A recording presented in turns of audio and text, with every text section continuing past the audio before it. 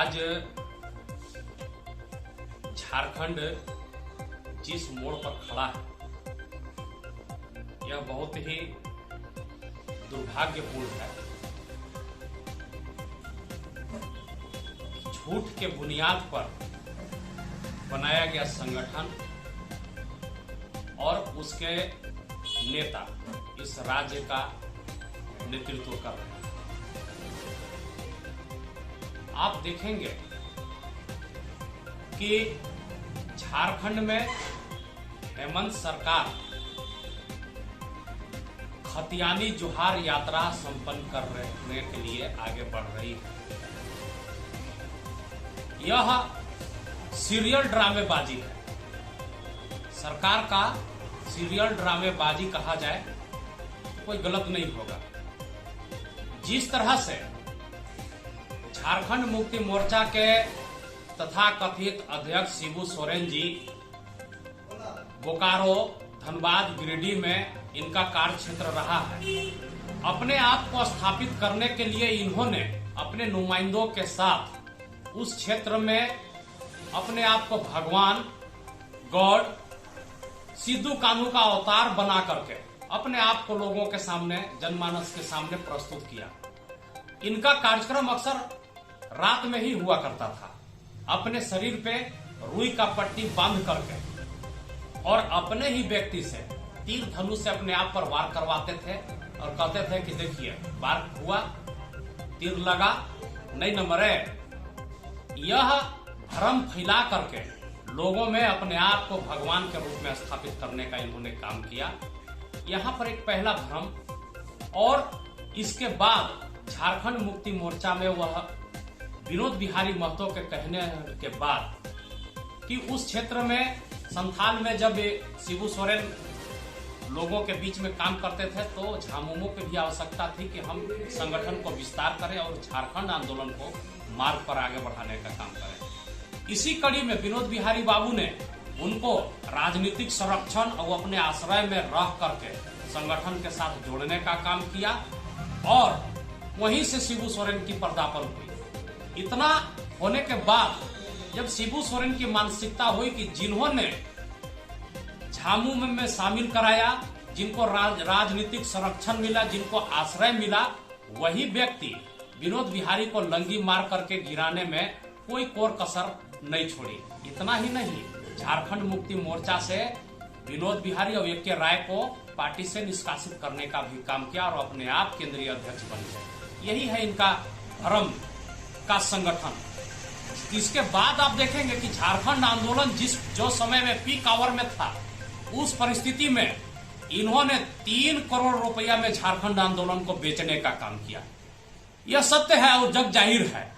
अब दूसरा पीढ़ी भी इसी भ्रम के जाल में लोगों को फंसा करके राजनीति करने का काम जो कर रही है, यह बहुत ही गलत है।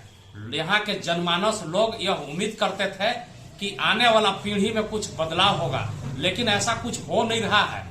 अभी आप देखेंगे कि 1932 का जो खतियान है, खतियान को 9वीं अनुसूची में डालने का इन्होंने जो काम किया, यह झारखंड का पहला, देश का यह पहला ऐसा राज्य होगा जो अपना नियोजन और स्थानीय नीति लोकसभा में भेजेंगे और हिंदुस्तान के सभी राज्य का वहां का सांसद हमारा नियोजन नीति और स्थानीय नीति उन लोग तय करेंगे। यह पहला ऐसा राज्य होगा।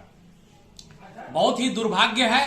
दूसरा चीज आप देखेंगे कि पिछड़ा वर्ग को जो इन्होंने 27% आरक्षण देने का इन्होंने विधानसभा में पारित किया, यह ढकोसला है और लॉलीपॉप दिखलाने का इन्होंने काम किया है। इतना आप जानते हैं कि अभी कुछ दिन पहले बहुत तेज गति से राज्य में निकाय चुनाव प्रारंभ होने वाले थे। इन्होंने निर्वाचन आयोग को भी नोटिफिकेशन जारी किया कि पिछड़े वर्ग को जो 27% आरक्षण है उसको जनरल कैटेगरी मानते हुए निर्वाचन आयोग चुनाव कराए। इसी पे सरकार भी आगे बढ़ी और निर्वाचन आयोग भी आगे बढ़ गया। लेकिन यहाँ पर एक कड़ी कहां फंसता नजर आया। आजसू पार्टी ने पूरे राज्य में पिछड़े वर्ग के लोगों को आरक्षण के लिए धरना प्रदर्शन कार्यक्रम किया। जब उन्होंने रांची ऐसे जगहों पे जहां पे आदिवासियों की सीट 2 बार से रिजर्व था, इस बार वह आरक्षण रोस्टर बढ़ा तो वहां पे दलित वर्ग के लोगों को वह पद मिला।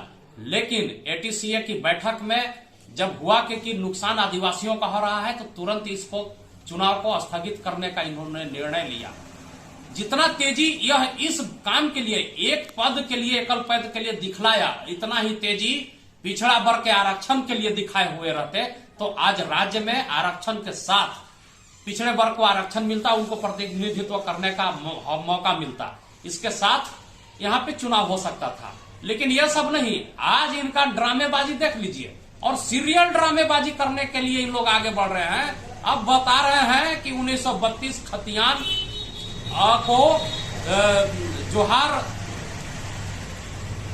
जोहार झारखंड यात्रा निकाल रहे हैं। यह बहुत ही राज्य के लिए दुर्भाग्य की बात है। यह जोहार झारखंड यात्रा एक दकियानुसी बातें हैं और जनता को छलने का इन्होंने जो काम किया है, जनता इनके साथ नहीं है। इसी कार्यक्रम में वो सोच रहे हैं, जान भी रहे हैं, झामुमो के लोग, हेमंत सोरेन भी जान रहे हैं कि आने के बाद कोई भीड़ उपस्थिति नहीं होगी, इसलिए कई अदाकाराओं को भी फील्ड में और मंच पर उतारने का काम किया है ताकि इनको देखने के लिए हजारों दर्शक लोग सामने आए। हम इनके कार्यक्रम का विरोध करते हैं और विरोध इस मामले में करते हैं कि अगर इनकी मंशा साफ और सुथरी होती तो राज्य में 1932 खतियान विधानसभा में नियोजन नीति और स्थानीय नीति हर राज्य के अधिकार क्षेत्र में है, यह काम को कर सकते थे। 9वीं अनुसूची में भेजने की कोई आवश्यकता नहीं थी। पिछड़े वर्ग के जो आरक्षण की बात है, 2002 का जो विधेयक था जिसमें कुछ त्रुटियां थी, उसको भी विधानसभा में ला करके त्रुटियों को दूर कर करके पिछड़े वर्ग के लोगों का आरक्षण दे करके सरकार चुनाव करा सकती थी, लेकिन ऐसा नहीं कर रही है। राज्य की जनता जाग चुकी है, आने वाला समय में ऐसे सरकार को यह जनता उखाड़ कर फेंकेगी। जय झारखंड, जय आरसू।